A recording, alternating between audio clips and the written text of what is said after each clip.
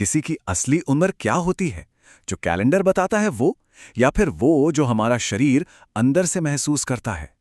एक ऐसा blood test है जो हमारी सेहत की पूरी कहानी बता सकता है। इसका नाम है HbA1c।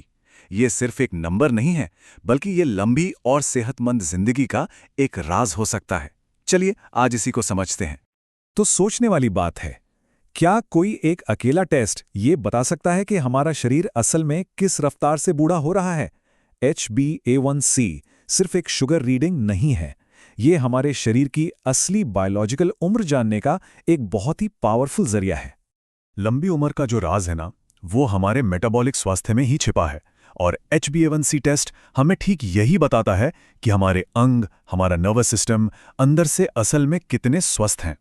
देखिए, एक दिन की जो शुगर रीडिंग होती है वो तो बस एक फोटो की तरह है, लेकिन HbA1c वो पिछले 3 महीनों की पूरी कहानी एक पूरी फिल्म की तरह बताता है। इससे हमें हम अपने मेटाबॉलिक स्वास्थ्य की कहीं ज्यादा गहरी और सच्ची समझ मिलती है। तो आखिर ये टेस्ट काम कैसे करता है? इसके पीछे का जो विज्ञान है वो एक प्रोसेस में छिपा है जिसे कहते हैं ग्लाइकेशन। यही वो प्रोसेस है जो तय करता है कि हमारा शरीर कितनी तेजी से बूढ़ा हो रहा है। आइए इसे थोड़ा और करीब से समझते हैं। इसको ऐसे समझिए जैसे शहद किसी चीज से चिपक जाता है ना, और फिर उसे छुड़ाना मुश्किल होता है। बिल्कुल वैसे ही जब हमारे खून में शुगर ज्यादा हो जाती है तो वो प्रोटीन से जाकर चिपक जाती है, और ये अपने आप होता है। इसी चिपचिपे प्रोसेस को ग्लाइकेशन कहते हैं। हमारे खून में जो रेड ब्लड सेल्स होते हैं, उनकी उम्र लगभग 3 महीने यानी 90 से 120 दिन होती है। तो इस दौरान जितनी भी शुगर उनसे चिपकती है, HbA1c टेस्ट हमें उसी का एक सटीक एवरेज बता देता है। इससे पता चलता है कि पिछले 3 महीनों में हमारा शरीर कितनी शुगर के संपर्क में रहा है। ठीक है, तो ग्लाइकेशन क्या है ये तो समझ आ गया, पर सवाल यह है कि इसका हमारी उम्र पर क्या असर पड़ता है।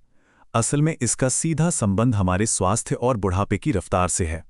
देखिए, प्रॉब्लम सिर्फ ये नहीं है कि खून में शुगर ज्यादा है। असली खतरा तो ग्लाइकेशन से होने वाला नुकसान है, जो पूरे शरीर को, हमारे हर एक अंग को धीरे धीरे अंदर से कमजोर करता है। ये ग्लाइकेशन हमारी खून की नलियों यानी धमनियों को एक पुराने रबर पाइप की तरह सख्त और नाजुक बना देता है। ये हमारी नसों के सिग्नल्स को रोकता है और हमारे दिल और किडनी जैसे जरूरी अंगों पर बोझ डालकर उन्हें समय से पहले ही बूढ़ा कर देता है। तो चलिए इन नंबर्स का मतलब समझते हैं। अगर किसी का स्कोर 5.3% से नीचे है तो ये बेहतरीन स्वास्थ्य का संकेत है। 5.4% से ऊपर जाते ही समझिए कि अब सावधान होने का वक्त आ गया है।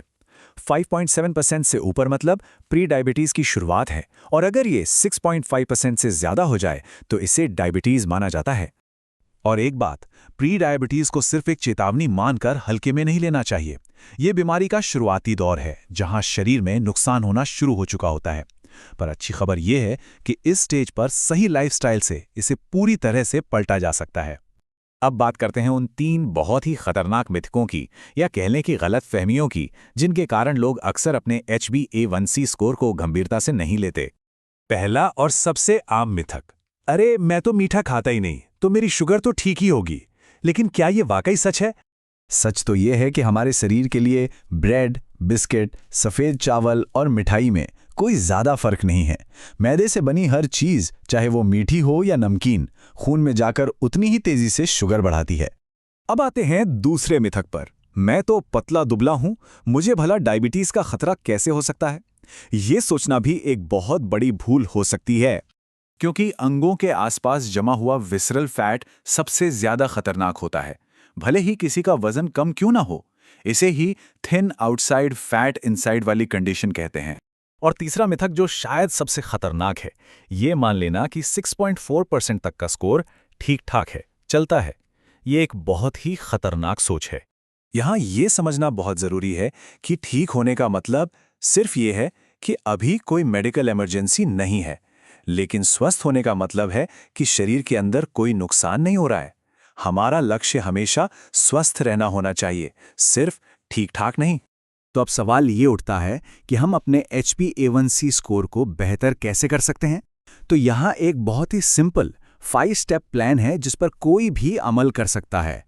ये 5 कदम हमारे जीवन शैली में किए जाने वाले छोटे छोटे बदलाव हैं जो हमारे HbA1c लेवल पर बहुत बड़ा पॉजिटिव असर डाल सकते हैं। चलिए एक एक करके इन्हें समझते हैं। सबसे पहले अपने खाने से चीनी और मैदे से बनी चीज़ों को पूरी तरह से हटाना होगा और उनकी जगह प्रोटीन और फाइबर वाली चीज़ें बढ़ानी होंगी ताकि खाने के बाद शुगर लेवल कंट्रोल में रहे। एक्सरसाइज शुगर कम करने का सबसे नेचुरल तरीका है। रोज सिर्फ 30 मिनट की तेज चाल या फिर हर खाने के बाद सिर्फ 10 मिनट टहलने से भी कमाल का फायदा हो सकता है। और आखिर में 5वां और सबसे जरूरी कदम, नींद और तनाव का ध्यान रखना। अधूरी नींद और ज्यादा स्ट्रेस, ये दोनों ही हमारे स्ट्रेस हार्मोन कॉर्टिसोल को बढ़ाते हैं, जो सीधे सीधे ब्लड शुगर को बढ़ा सकता है। तो अंत में ये सवाल हम सबको अपने आप से पूछना चाहिए। HbA1c सिर्फ एक नंबर नहीं है, ये हमारी जीवन शैली, हमारी आदतों का एक आईना है। ये हमें बताता है कि हमारे रोज के छोटे छोटे फैसले हमें एक लंबी, स्वस्थ जिंदगी की ओर ले जा रहे हैं या फिर समय से पहले ही बूढ़ा बना रहे हैं।